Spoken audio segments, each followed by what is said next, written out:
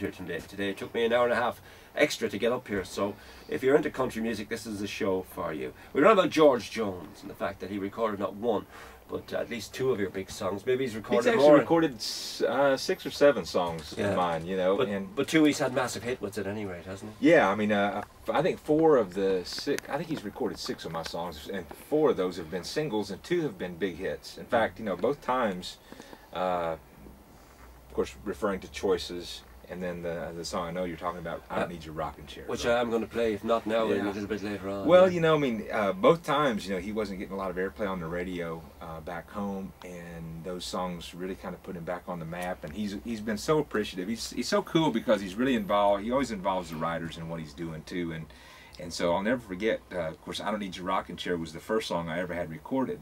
I just started writing songs, and now after, you know, 40, 50 songs recorded, that's, you know, a lot has happened, but that was the first one, and that stands out as a very special moment because I'll never forget writing a song specifically for him, and then he called a couple of days later and said, yeah, I got this rocking chair song, and I had only maybe met him a time or two, and he was always one of my heroes, and but I'm at the publishing company that I was writing for at the time, and he called and said, I got this rocking chair song, and we're gonna record that next week. And so I actually snuck into the studio when they recorded the song, and I snuck down and I sat in the corner and watched them do this song, and it was really cool. And then it was so funny because he saw me sitting there and he was like, you know, well, I think we might do this song another day. And he was just messing with me, you know. And the producer, Emery Gordy Jr. was the producer, and he was also playing bass on the record.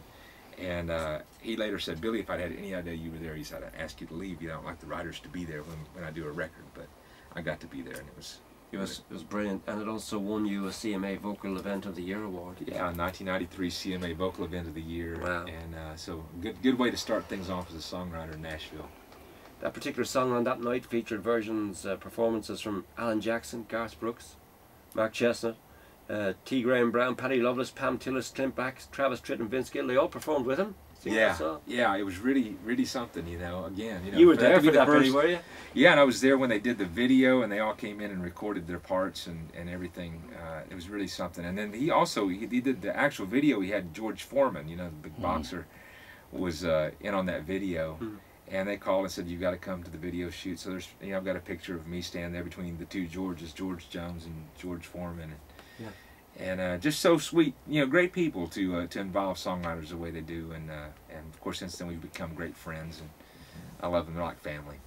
There's a song that I want you to introduce, and perhaps before you introduce it, you'll tell me a little bit about yourself. I mean, you mentioned Missouri. What about the boy from Missouri? There's a strong family ethos in your songs. When you listen to the lyrics, family is very special to you. A special relationship with your dad? Is he still with us? Or? Oh yeah. My mom and dad are both still alive. They're up in their 70s now, and but they're very active, and they still play music some, you know. And in fact, I do a fan club party during Fanfare every year, and I have a lot of my friends, you know, the Joe Diffie's and a lot of big artists come in and Third Rock from the Sun, Joe Diffie. Yeah. He's a fun country guy, isn't he? Oh, he's a great guy. He's a great guy. But then, you know, I do this show every year, and I bring guys like that in to guest on the show, and we raise money for a special cause, Christmas for the Children. But my mom and dad, they come out, and every once in a while I get them up to play, and they're great. But yeah, you know, my family, it's always been. Have you siblings? Have you brothers, sisters? I have a brother. I have one brother who's 3 years older. He also sings. He's a little more shy about it. You know, he's not quite as outgoing as I am, but he's got a great voice, and but real close to my family. I always have been, and you know, just it was a great upbringing. Very simple. My dad was a barber, and so he cut hair, and my mom, she stayed at home, and so she was there to greet us when we got off the school bus, and we had big gardens, and she canned, and we sort of lived off the land. It was a pretty cool way to grow up. And it comes true in the lyrics of your songs, and I suggest to anyone who gets a chance to listen to your lyrics to just, I mean, I have to say, Billy, I've been privileged to listen to country music all my life and meet some of the legends, but your songs, the lyrical content of them, added to the melody and the harmony, kind of jumps out at me. And when Kevin sent me all the albums, he said, Billy's going to come in to listen to the albums. And I've been listening to your music non-stop practically over the weekend, in the car, at home. Oh, that's amazing. In the bathroom. I mean, and it's just the lyrics of them. There's a guy called Jeff Carson. I don't know if you have come across Jeff in your travel. he writes somewhat similar to you, and Colin Ray is another one that comes to mind, Yeah. who's coming here.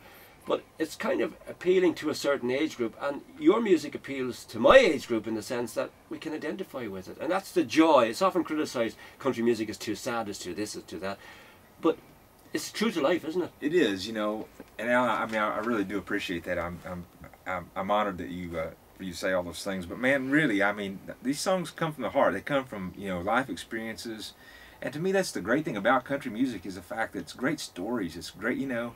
And I've played, you know, we do shows all over Europe, and we play places like the Paradiso in Amsterdam, where there's not a lot of country music, and I see skinheads show up at these shows, and they just go nuts over this music, and they discover a new kind of music that they never even that they never knew existed. Yeah. And they always say it's the words, it's the stories, and you know, because other kinds of music don't really have that to offer.